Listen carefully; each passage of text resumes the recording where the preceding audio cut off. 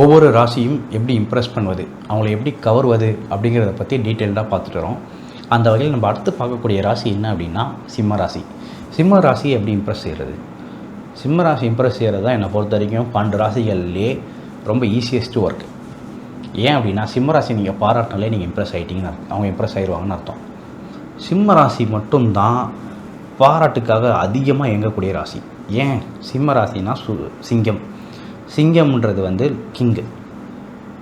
நீங்கள் வந்து எல்லா சிம்ம ராசியும் தன்னை கிங்காகவும் குயினாகவும் உணரும்.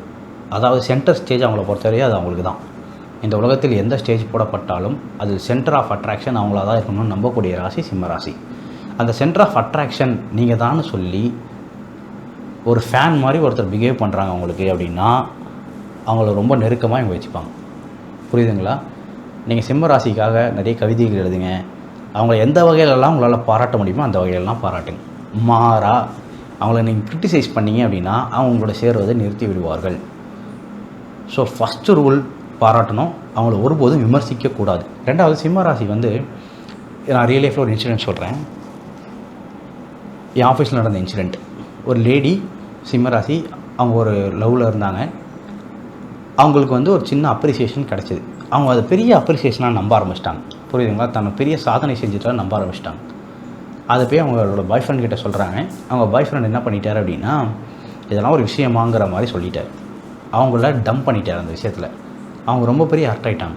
நெகட்டிவாக நடந்தால் கூட நீங்கள் என்ன சொல்லணும் அப்படின்னா நல்ல வேலை இன்னும் மோசமாக நடந்துருவாங்க, உங்களோட இன்டெலிஜென்ஸ்னால அந்தளவு மோசமாக நடக்கலை அப்படிங்கிற மாதிரி நீங்கள் பாராட்டினீங்க. அப்படி ரொம்ப ஆப்டிமிஸ்டிக்காக அவங்ககிட்ட நீங்கள் பேசுனீங்க அப்படின்னாலே உங்களுக்கு ரொம்ப பிடிச்சி போகிறதுக்கான பாசிபிலிட்டி நிறைய உண்டு. ஈஸியாக அவங்கள இம்ப்ரெஸ் பண்ணி விடலாம். நான் இன்னொரு முக்கியமான விஷயம் சொல்கிறேன். இப்போ ஒரு வேலை நீங்கள் சிம்ம ராசியை நீங்கள் வந்து ஒரு சிம்ம ராசியை நேசிக்கிறீங்க, உங்கள் லைஃப்பில் பர்சனல் லைஃப்பில் நீங்கள் பெருசாக சாதிச்சிட்டிங்க அப்படின்னா, உங்கள் லைஃப்பில் பெருசாக ஒரு நல்ல விஷயம் நடந்துச்சு அப்படின்னா நீங்கள் என்ன பண்ண உங்கள் மேலே அந்த லைட் விழுது, லைம் லைட் விழுது, நீங்கள் அப்படியே அந்த லைம் லைட்டை திருப்பி உங்கள் பார்ட்னர் மேலே திருப்பி விட்டுறணும்.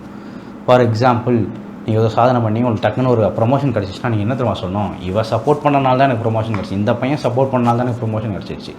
அப்படி பேசக்கூடிய நபராக நீங்கள் இருந்தீங்கன்னு வச்சுக்கோங்களேன், சிம்ம ராசி உங்களை கொண்டாடி தீர்த்துருவாங்க. ரியல் லைஃப்பில் நான் ஒரு ஹஸ்பண்ட் அண்ட் ஒய்ஃப் ரிலேஷன்ஷிப்பில் நான் என்ன சொல்லுவேன் அப்படின்னா, உங்கள் ஒய்ஃபோ ஹஸ்பண்டோ சிம்ம ராசியாக இருந்தாங்கன்னா உங்கள் வாழ்க்கையில் நடக்கிற எல்லா வெற்றிகளுக்கு காரணம் அவங்க தான் நீங்கள் சொல்லிகிட்டே இருக்கணும். உங்கள் ரிலேட்டிவ்ஸ் கிட்ட, அவங்க ரிலேட்டிவ்ஸ் கிட்ட எல்லாருக்கிட்டையும் நீங்கள் சொல்லிகிட்டே இருக்கணும். இவங்களால் தான் நடந்துச்சு, இவங்க தான் எனக்கு சப்போர்ட்டு. அவங்க நிச்சயமாக அவங்க உங்களை வந்து கைவிடவே மாட்டாங்க. உங்களுக்கு ரொம்ப லாயலாக இருப்பாங்க, உங்களை உச்சி முகந்துருவாங்க. அவங்கள பொறுத்த வரைக்கும் பாராட்டு எல்லா வகையிலும் நீங்கள் பாராட்டணும். சிம்பிள் வீடு பாராட்டுங்க. சிம்ம ராசியை நேசிச்சிங்கன்னா பாராட்டிடுங்க. மனமார்ந்து பாராட்டுங்க. தினமும் பாராட்டுங்க. 24 ஹவர்ஸும் பாராட்டுங்க.